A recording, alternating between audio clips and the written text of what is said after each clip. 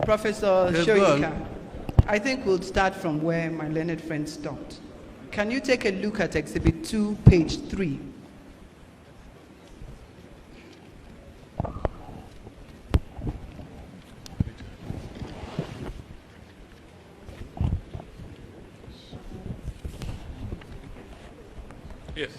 Yes. Can you read the area that mentions Mr. Abdul Qadir, Musa Abdul Qadir?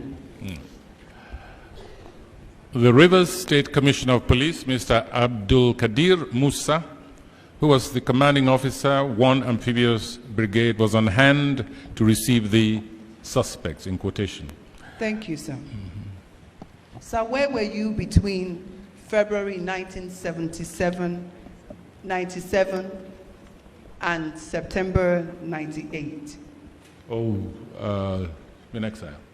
You were in exile. So you were not in Nigeria when that event occurred? Nope.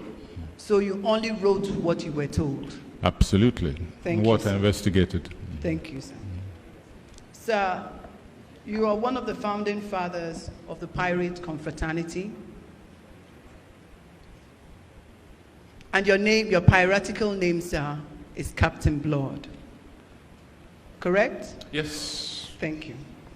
Sir, you also said whilst reading your petition that the Nigerian public has demonized the pirate confraternity, correct? Yes.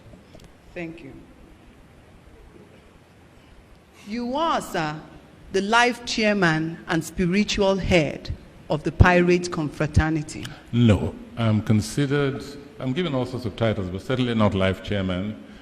Some kind of title involving spiritual head, spiritual advisor. It's not even codified. It's not But you structured. are the spiritual head. No, I'm telling you by what names I'm sometimes referred. Okay. But certainly doesn't include life chairman. We try to avoid that. Okay, sir, but members of your fraternity are expected to get spiritual inspiration from you. Absolutely. Thank you. So I will be correct to say, sir, that the pirate confraternity is both a spiritual and a humanitarian confraternity? Because somebody is considered a spiritual inspiration does not mean that it's a spiritual organization that considers him so. It's two different things. What does it mean? Spiritual is something nebulous. When you run out of words, I don't know what to do. Sir, I would like to appeal to you, sir, to use simple English so that we can understand. Nebulous means something you cannot really lay hold of. It's a vague expression. You see, a spiritual organization has to do with religion, for instance, with spirituality. I can guarantee you that the Paris Confraternity contains all kinds of religions, from traditional to Muslims, Christians. So obviously, it cannot have a religion. That's the distinction I'm trying to make. Thank you, sir. You would agree with me, sir, that your name and person lends some kind of credibility to your association? Yes, I suppose so. Thank you.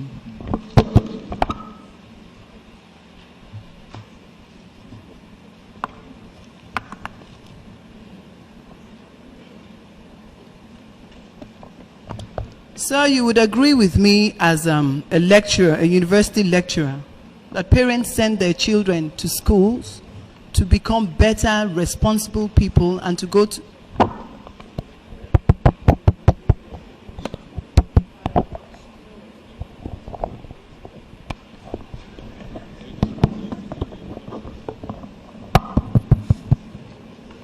You would agree with me, sir, that parents send their children to schools to become proper, well-educated citizens of this country, and they're not expected to participate in drinking of alcohol and other things that could mislead them.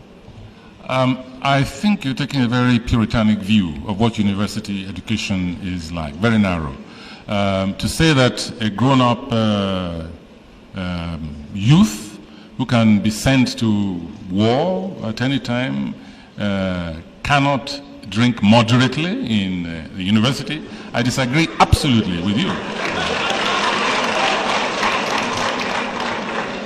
Sir, while saying that the public has mistakenly addressed your organization as demonic,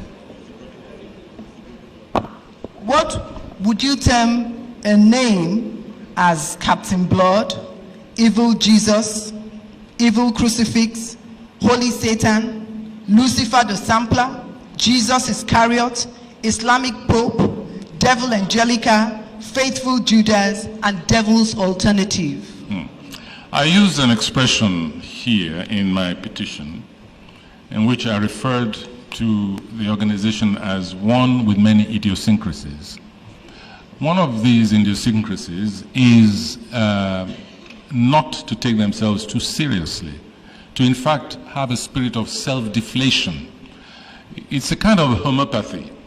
In other words, you actually can give yourself a name which in fact is the very opposite of what you're supposed to be. It is part of the nature of fraternities. Sir, you will agree with me that a name can influence the life of somebody. Depending on what the name means for the bearer. There's an expression which goes thus: it's not what you call me, but what name I answer to. And that means what is the meaning behind the name. So you will agree with me, sir, that Lucifer the Sampler can affect the life of the bearer of that name? No, only it is immature and subject to what we call hypnotic suggestion. Sir, and those who admit her to the Paris Confraternity are beyond that. Professor Soyinka, are your children members of this confraternity? Yes, my son, Olaokun, is a member. He was initiated. He's a member of the Zero Meridian. That's the chapter in London.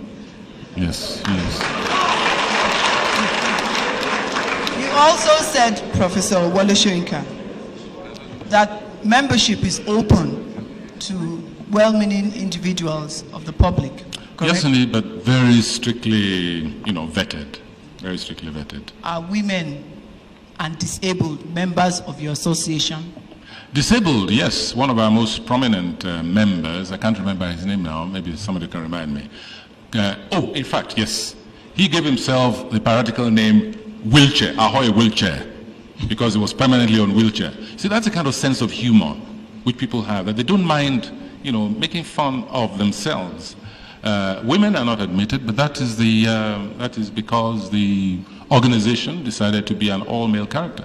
The Boy Scouts do not... Sir, I will be correct to say that women are not members of your organization because we cannot carry out the violent requirements that you require to be a member of the Pirate Confraternity.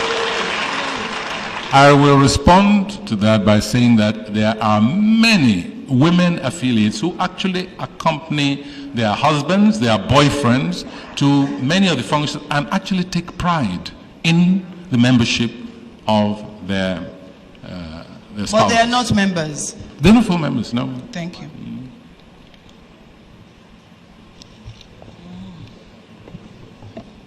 Professor Soyinka, your organization, you claim, is registered. Yes.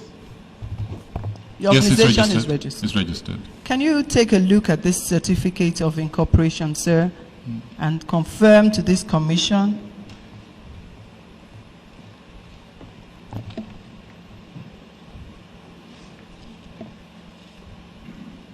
Yes, this looks like a copy of the real thing. Can you take a look, sir, at the conditions and directions? Under the signature. Yes. Can you read it to this commission? This certificate is liable to cancellation should the objects or the rules of the body be changed without the previous consent in writing of the minister, or should the body at any time permit or condone any divergence from or breach of such objects and rules. You will agree with me, sir, that the ideals of your organization are no longer what it was meant to be.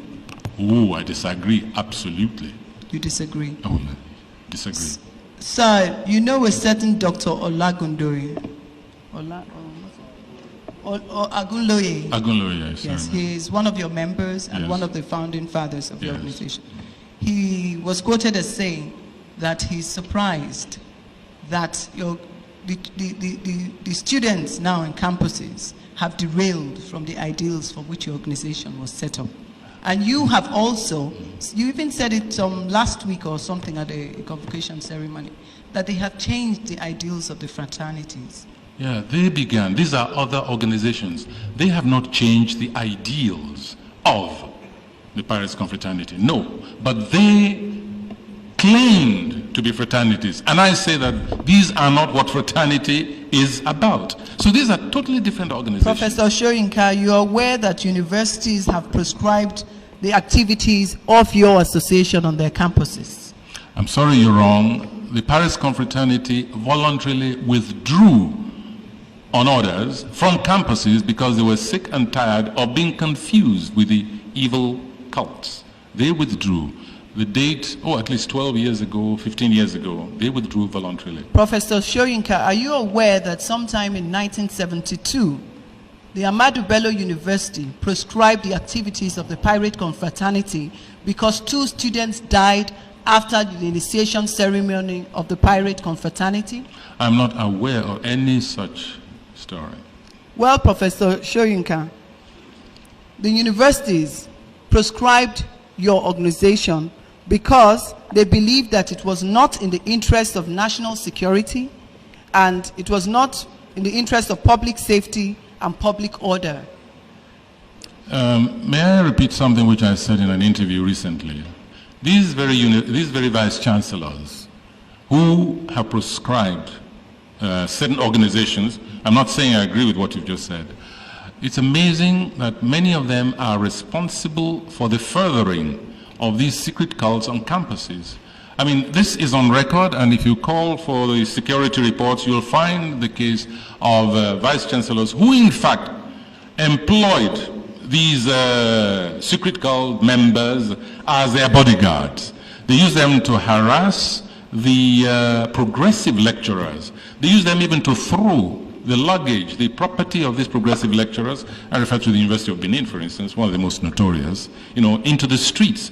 So you see, when authorities give reasons sometimes why they prescribe certain organizations, it's very important to have independent commissions sometimes to look into the real reason behind them.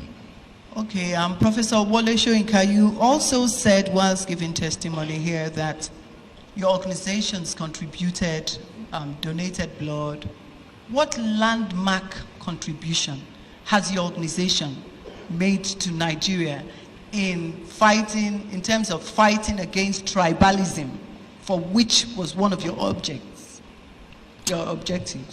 What have you done since 1952 besides donating blood? Among the many activities, I spoke about symposia, which usually take place during Converge.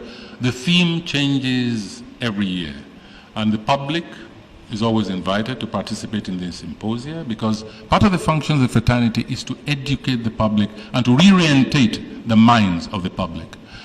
Give you one other instance of the functions of the activities of this organization. It unilaterally looked into the fraudulent activities of the toll gates at the very beginning of the installation of toll gates. Discovered that millions were going down the drain and received, in fact, a letter of commendation and thanks from the Ministry of Works. The various activities of the Confrat are numerous. I just don't want to, go through the whole list. And when you talk about what have they done to reduce tribalism, is this something one can really measure, beyond symposia, beyond showing example by their own way of life? Is there something they could do beyond that? Professor Soyinka, will it surprise you to know that in course of the initiations of your members, they are given a concoction known as Bloody Mary, which also contains weed, blood, and other things. You see, this is part of the gross mythification that takes place in public. And I'm really distressed that this is being presented to me almost like a statement of fact. In the handbook of the piratical organization, which I hope will be presented here, you will find that drunkenness earns what is known as one of the punitive spots, and the various grades of spots in which you collect very many and you are booted out permanently. The smoking of weed is simply not permitted. However, vis-a-vis this habit of calling things by the wrong name, you'll find that the word weed is used. Thank you. And you'll find it means cigarette. Well, sir, take a look at this. The requirements for lobbers.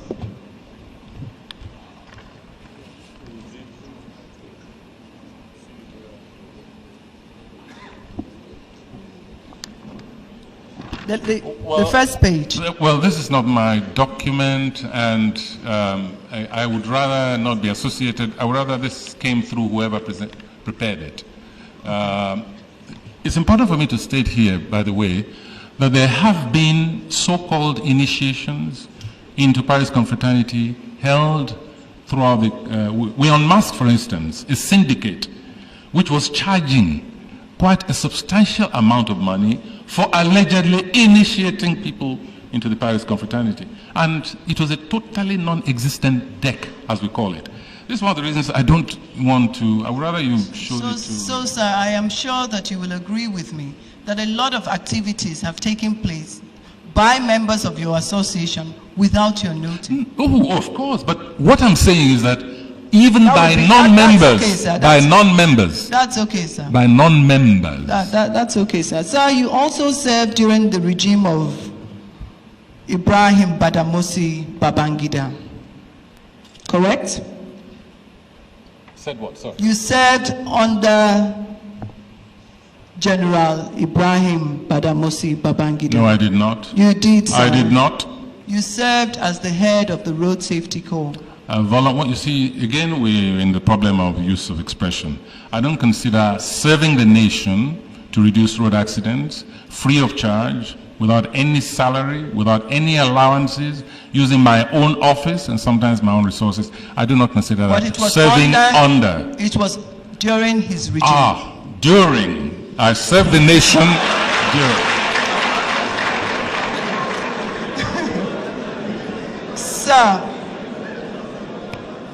it was also, I am surprised, sir, that it was during that regime that your literary colleague, Maman Vatsa, was executed. It was during that regime, yes. How can you reconcile, sir, serving or being associated with Ibrahim Babangida, who we all know caused a lot of violations in Nigeria? How can you reconcile that with your quest for human rights? Let me remind you that I invented the Road Safety Corps in Nigeria, and I did it under or during a military regime, the military regime of Olusegun Obasanjo. For me, there were certain issues, including issues of life and death, which transcended certain considerations, at least on a temporary level in this nation.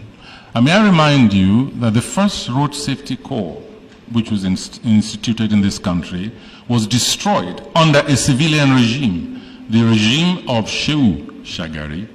In other words, you find that sometimes military regimes, in certain aspects, can act or respond in a humanitarian level, which it seems from what happened that even civilian regimes don't seem capable of. So since I was not earning one kobo under Babangida. And as I always said, I was prepared to throw out the regime from my office anytime. I had absolutely no problem of contradiction, especially as it was a continuation of something which I began under a military regime. Sir, I would be correct to say that if you had the opportunity, you would have done the same thing on